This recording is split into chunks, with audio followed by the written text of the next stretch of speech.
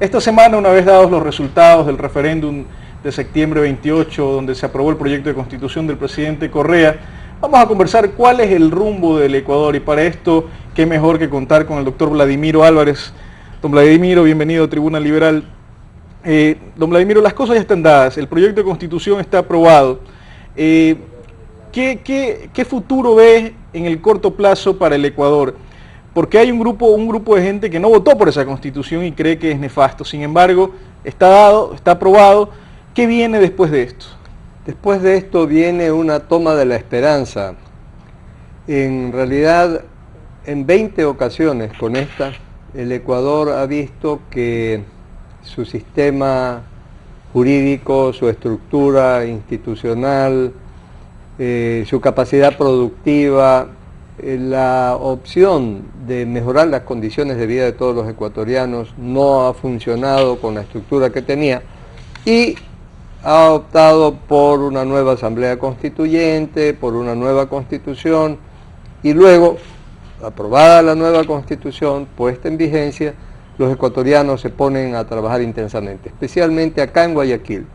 En eso hay una conciencia absoluta de que solo podemos salir adelante con nuestro propio esfuerzo, me refiero con el esfuerzo de cada uno de los ciudadanos, y obviamente con la posibilidad de unirnos con objetivos comunes. Ahora se viene la necesidad de, aceptando el pronunciamiento popular, empezar a aplicar, a ejecutar, a cumplir y a hacer cumplir las normas establecidas en esta nueva Carta Magna. Hay un proceso de transición, ¿no?, en el cual está muy detallado en la actual Constitución, en el cual se señala las leyes fundamentales. En este momento van a formar un congresillo, le han llamado, de los propios asambleístas, donde van a hacer nuevas leyes que sean consistentes con este marco nuevo aprobado. ¿Qué leyes van a comenzar a sacar actualmente los del congresillo, ¿no? En general, ojalá que los integrantes del congresillo, que se va a nombrar por parte de los exasambleístas, cuya función realmente terminó el 25 de julio, de acuerdo con el régimen de transición y de acuerdo con las disposiciones transitorias que están antes del régimen de transición, deberán dictar en total 16 leyes.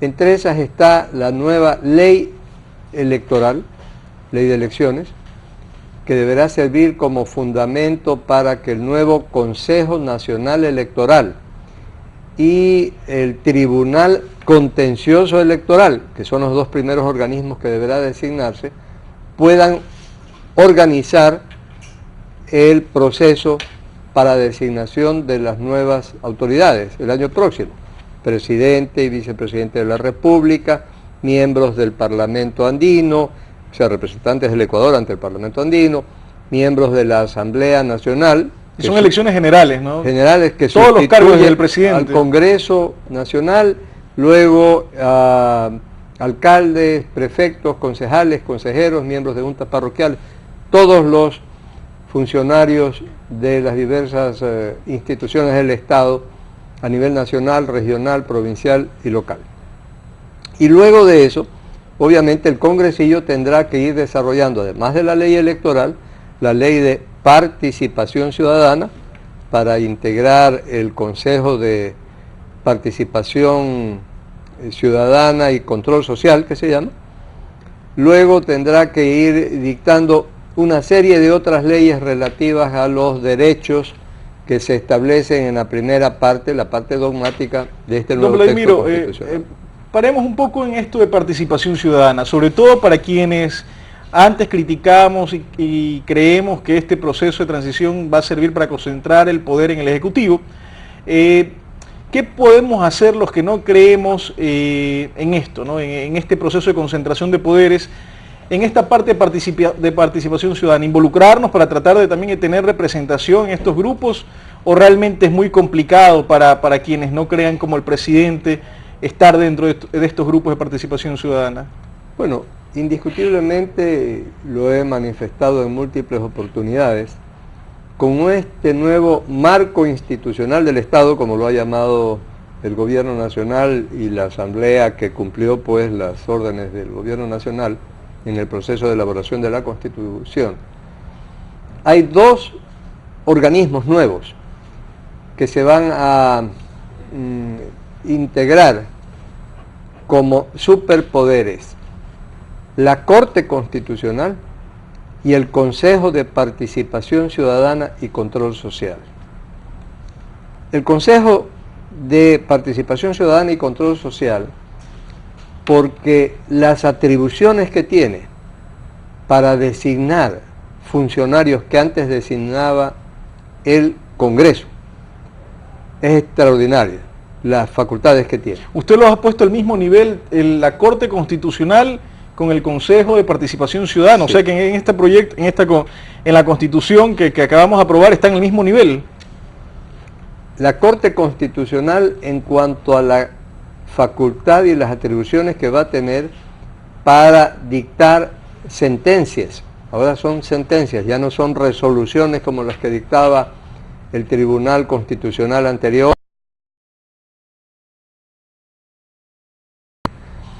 Decía la Corte Constitucional para dictar sentencias que van a revisar autos, resoluciones definitivas y sentencias que dicten todas las unidades jurisdiccionales del país, es decir, todos los jueces, cortes, tribunales e instituciones jurisdiccionales.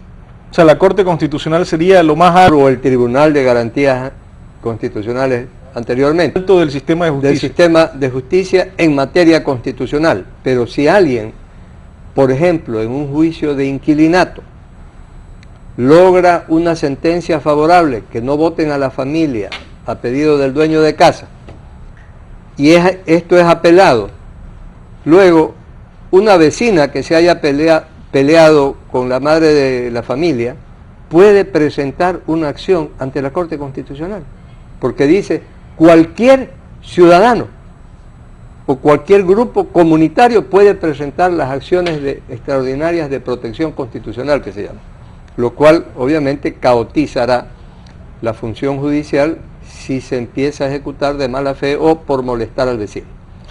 ¿Cómo expliquemos esto un poco más al televidente? ¿Cómo se caotizaría dada esta facultad que tiene todo el mundo? ¿Puede darnos algunos ejemplos del día a día, prácticos? Del día a día. Vamos a suponer que un banco quiere ejecutar a un deudor en un juicio, y dentro del proceso de ejecución de una deuda, el juez dicta una resolución dentro del proceso. Llama, por ejemplo, al término probatorio, para que pruebe el banco que realmente el otro le debe, o que para que pruebe el demandado que ya pagó. Esa resolución, ese auto de llamamiento al periodo de prueba, puede ser recurrido ante la Corte Constitucional. Si el recurrente, el que va a la Corte Constitucional, dice se violó un derecho constitucional dentro del proceso, hasta que la Corte Constitucional resuelva, el juicio queda paralizado. Y eso lo puede hacer todo el mundo. Lo puede hacer no solamente el banco acreedor y el deudor involucrado en el juicio, lo puede hacer cualquier otra persona, quien quiera, porque dice que se está violando un derecho constitucional dentro del proceso. En un juicio de inquilinato que mencionaba yo, un dueño de casa quiere votar a la familia, a los inquilinos, por alguna razón legal o no, pero presenta un juicio de inquilinato. Dentro del proceso el juez finalmente falla, dicta sentencia y dice no hay lugar a que la familia salga de ahí, no hay lugar en derecho,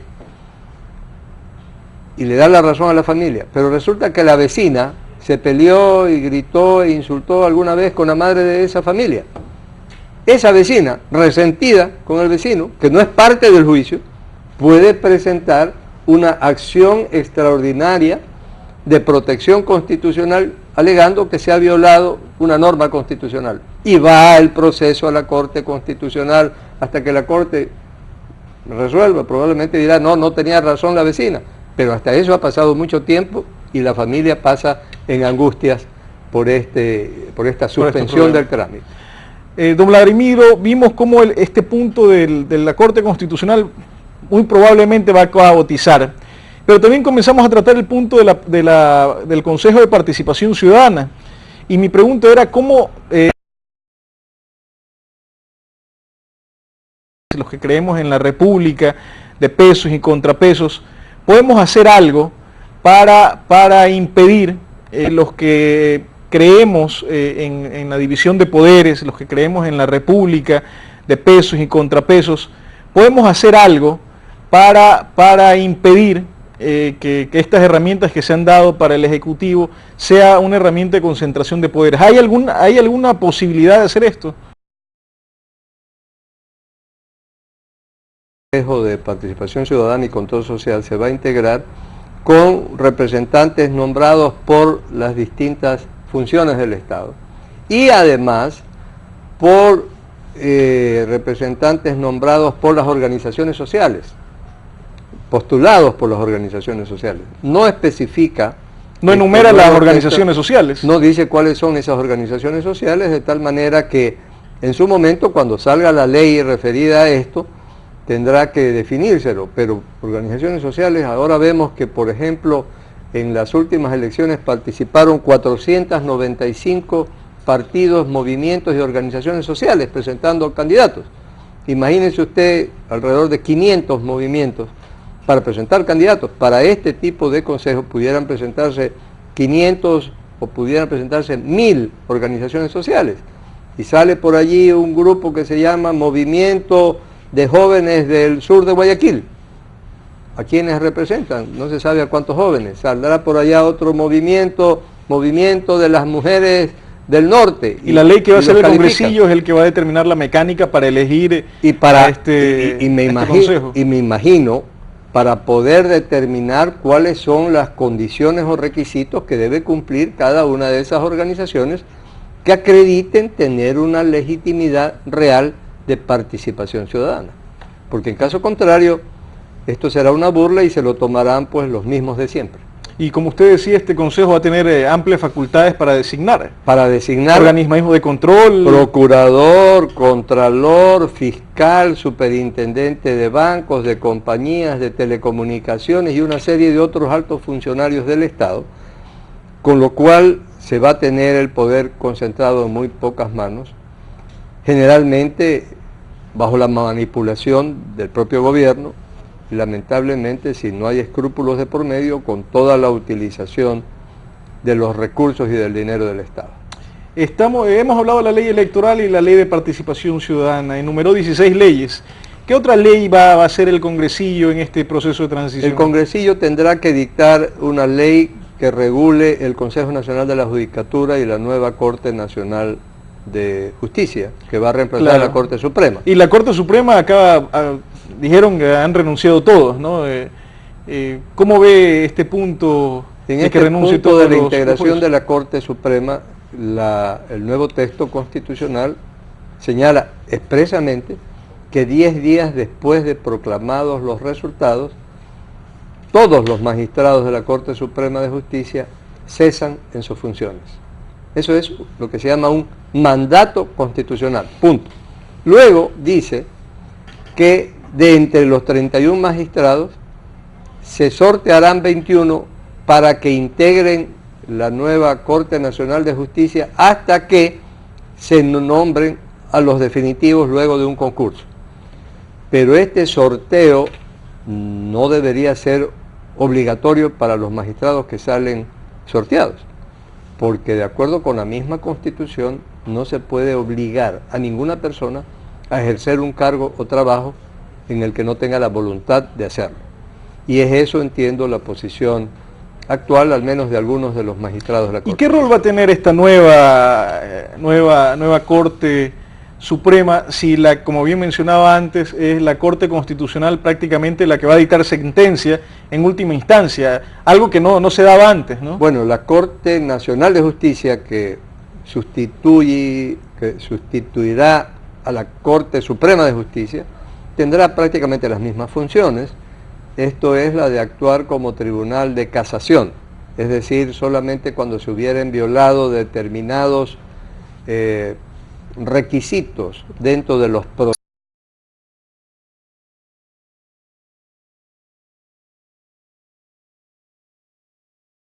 El juzgamiento en sí mismo, pero no en el tema de fondo. Esa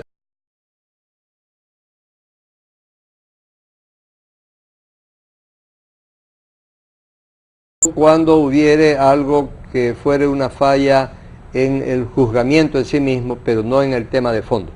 Esa es la atribución de la Corte Suprema como Tribunal de Casación. La Corte Constitucional lo que tiene es que pronunciarse en última instancia sobre materias exclusivamente constitucionales, ya no la Corte Suprema de Justicia. Pero dado lo amplio de los derechos incluidos establecidos dentro de esta nueva Constitución, cualquiera puede ir a la Corte Constitucional a decir que ha sido violentado un derecho y que intervenga. Claro, y hay lo que se llama la acción extraordinaria de protección constitucional, que es a la que nos hemos referido, pero hay otro tipo de acciones de protección, hay otro tipo de garantías jurisdiccionales que en un momento determinado pueden llegar también a la Corte Constitucional. En todo caso, lo importante es resaltar que teniendo ya un texto constitucional aprobado, este entra en vigencia de acuerdo con la disposición final que está en la última página de los textos que ampliamente han circulado en el país en estos días.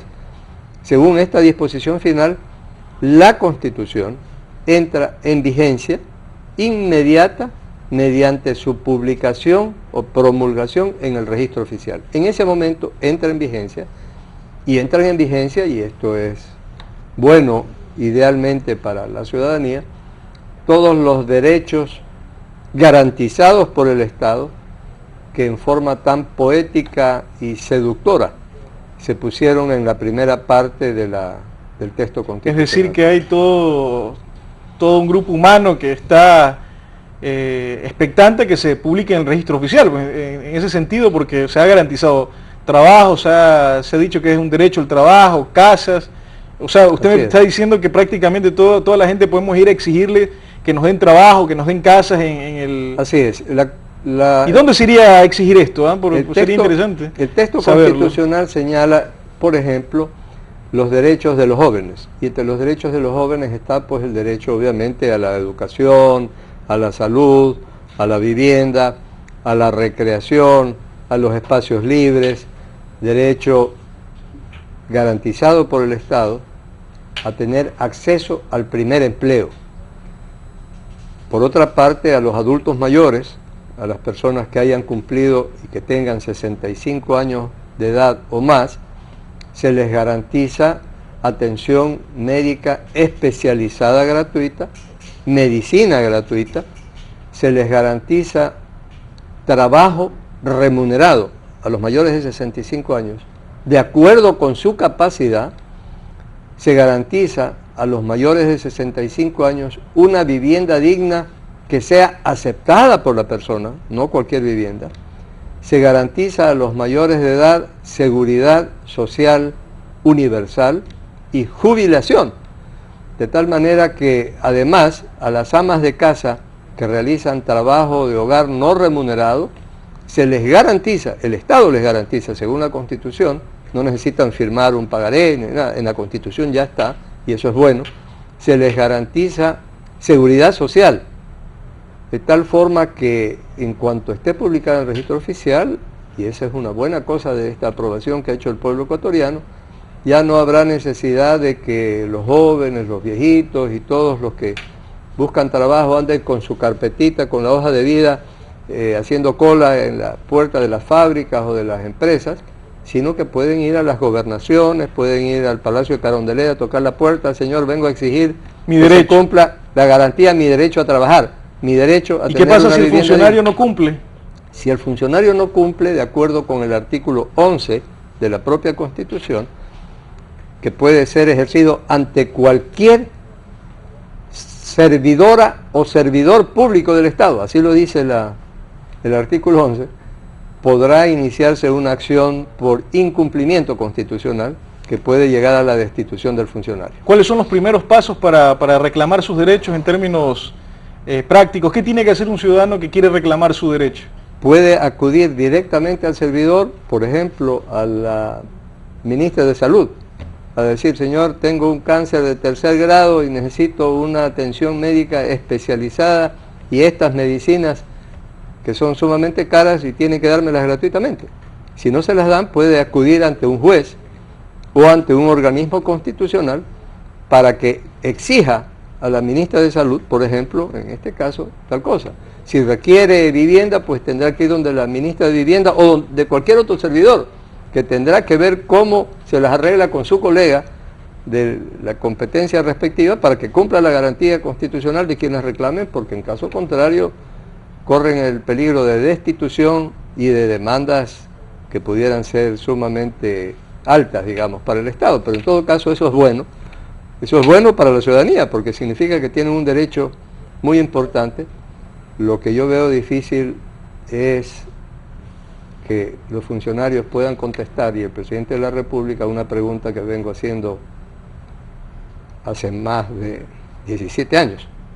Y para todo esto, que requiere mucho dinero, mis queridos amigos, ¿dónde está la plata?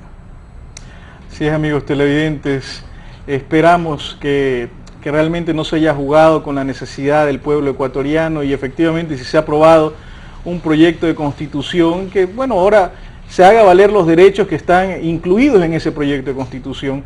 Veamos que sean responsables todos los que promovieron este proyecto como un método para que los ecuatorianos tengan mejores días. Veamos que lo hagan cumplir, debemos hacerlo cumplir en todo caso. Veamos qué pasa y ojalá todo siga mejor para los ecuatorianos, o sea, mejor para los ecuatorianos.